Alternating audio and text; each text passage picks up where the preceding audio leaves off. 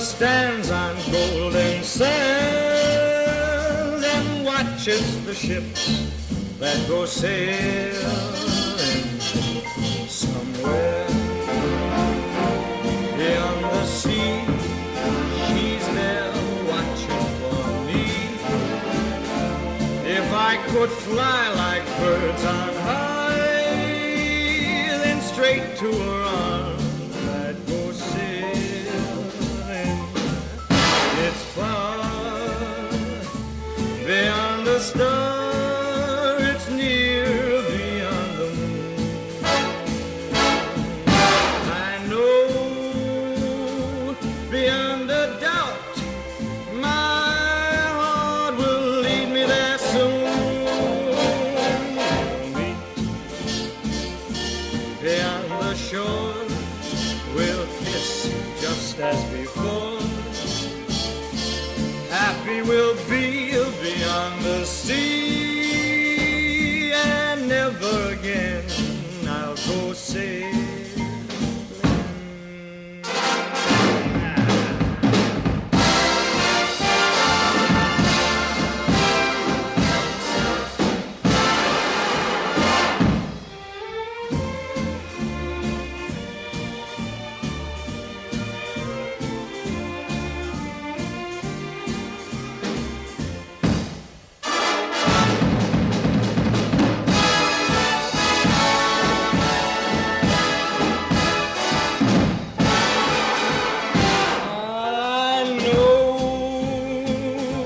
Beyond a doubt, my heart will lead me there soon. We'll meet, I know we'll meet beyond the shore. We'll kiss just as before. Happy we'll be beyond the sea, and never again I'll go sailing.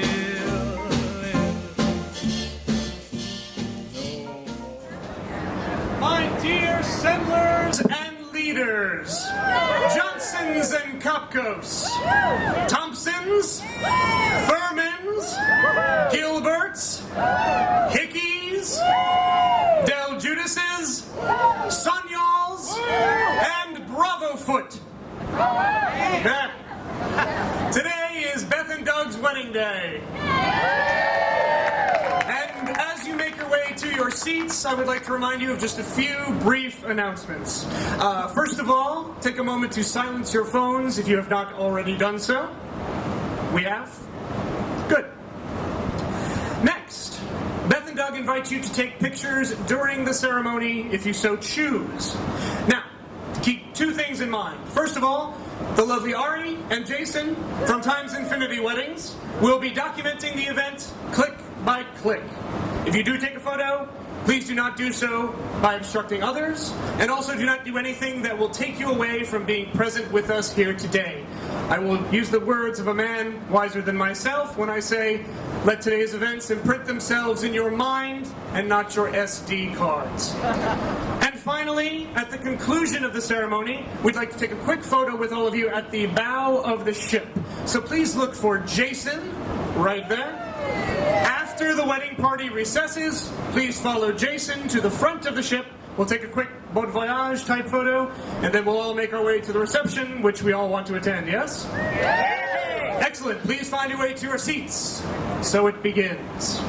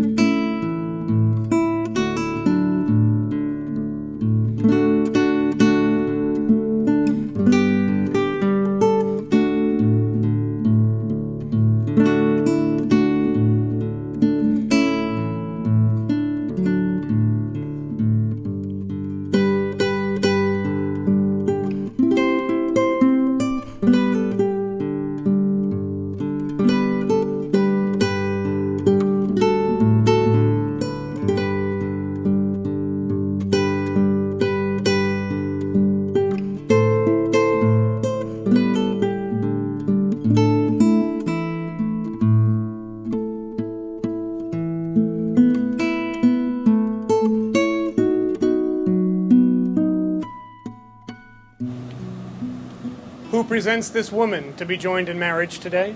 My wife and I.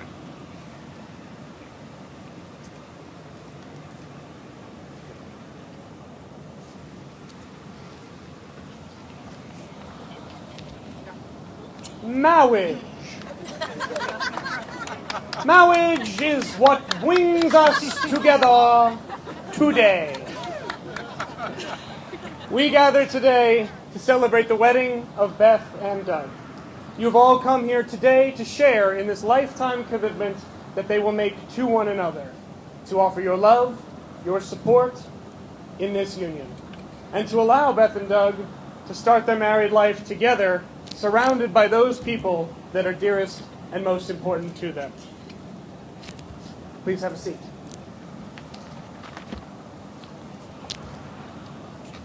When Beth and Doug first announced that they were getting married, I, like many of you, was overjoyed.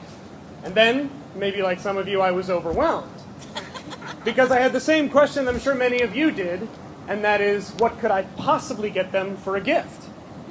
After all, I've known Doug since the days of Little League Baseball at Fireman's Field, followed by Franklin Avenue Middle School, Ramapo High School. We both attended college in Boston. And so, when Doug moved to LA after I did, I was convinced that he was following me. But fate still had a part to play in this story, because LA is where I met Beth. And we immediately bonded over sports. It wasn't long before we started discussing movies, music, literature, and finally some of the more complex topics in life. And I could call Beth a dear friend. And she was so much more than that girl in the Pittsburgh Steelers jersey. But it was the Pittsburgh Steelers that had a role also to play in this story. I will take you back to Super Bowl 45, a sore moment for many, but bear with me. Beth invited me to her Super Bowl party. She did not know Doug, and he was therefore not on the guest list. Now, when Doug asked me what I was doing that Sunday, and I told him I was attending a party, Doug, always the traditionalist, asked if he was invited, and I did the only logical thing and said, sure, it's fine. Well, he wasn't on the guest list. It was not a fine day for the Steelers, but I think we can agree the end result was a very positive one. So flash forward, what do I get this couple for a gift? Who's given me so much? And it was wrestling with this that my beautiful wife reminded me of a story. It's really a parable, and it's the story of the littlest angel. For those of you who don't know it, I'll recount it briefly. The littlest angel was not the highest in the choir. He sang off key. He was often late. His attempts at anything were clumsy at best. But he had a box of trinkets that he had when he was back on Earth. And it was a rough box with nothing that appeared of great monetary value. But in the box it held his fondest memories, his best thoughts, and the quiet hopes that he had for the future. It meant the world to him. And on Christmas Day, the angels were called forth to celebrate the birth of a very special child. And while they scoured the earth to find the most important and expensive things, the littlest angel sat and wondered, what could I bring? What do I have to offer? And so he made his decision. And on that day, when he was called forward, the littlest angel stepped up, and atop a pound of unspeakable treasure and wealth, he placed that tiny box of trinkets as a gift. And so, Beth and Doug, this ceremony is my little box of trinkets to the two of you. I won't tell you what's in it, because the contents are so deeply personal that if I spoke them, I feel like they would just break. But I want you to know it's full of all my best memories of the two of you. It's full of all the good times we shared together, and the quiet hopes I have for both of you in the future. And this is the gift I realize you're all bringing today, with your love and your support, the little acts of kindness you have done for this couple here before you, the simple things like a ride to the airport, or showing up on Christmas morning with an envelope with some extra cash, just to get you through. It's these gifts that, like that gift of the littlest angel, are the greatest of all. Let's remember that while we celebrate with Beth and Doug today. Please join hands. Doug, do you receive Beth as your wife, do you pledge her to love, faithful, and tenderness, to cherish her with a husband's loyalty and devotion? I do. And Beth, do you receive Doug as your husband? Do you pledge to him your love, faith, tenderness, cherishing him with a wife's loyalty and devotion? I do. May we have the rings, please?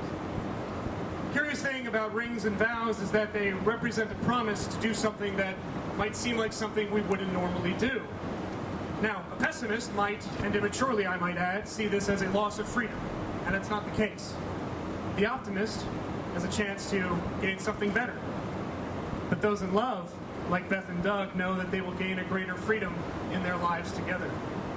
What once began for Beth and Doug as a quest to find themselves on their own turned into a chance to discover life all new, all together. While both live fulfilling lives up until this point, Beth and Doug make these vows today knowing that they will be greater together than they could ever be apart. What once started as mere interest will become shared passion. What once began as happiness will become true joy. What was once good will become great. Doug, repeat after me. With this ring, With this ring, as a symbol of my unending love and affection, as a symbol of my undying loving affection, for as long as we both shall for live, as long as we both shall live, I thee wed. I do that. Beth? With this ring, With this ring, as a symbol of my love and affection, as a symbol of my love and affection, for as long as we both shall live, for as long as we both shall live, I thee wed. I thee wed. And now, by the power vested in me by the great state of California, I now pronounce you husband and wife. You may kiss the bride.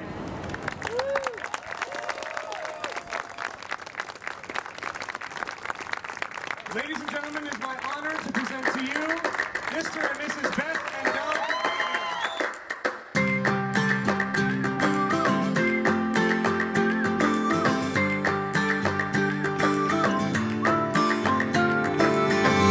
If you love somebody, better tell them why they're here, 'cause they just may run away from you. You'll never know quite when, well, then again it just depends on how long the time is left for you. I've had the highest mountains, I've had the deepest river. You can have it all, but life keeps moving. I'll take it in, but don't look down. 'Cause I'm on top of the world, eh? I'm on top of the world, eh? Been waiting on this for a while now. Paying my dues to the dirt. I've been waiting to smile, eh? Been holding it in for a while, eh? Take you with me if I can. Been dreaming of this since a child.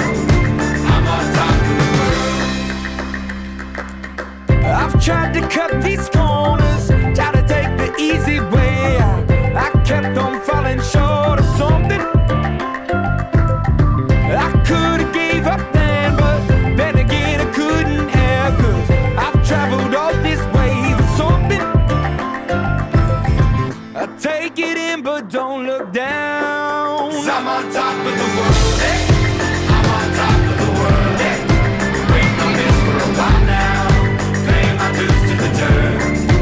I've been waiting to smile, eh? Been holding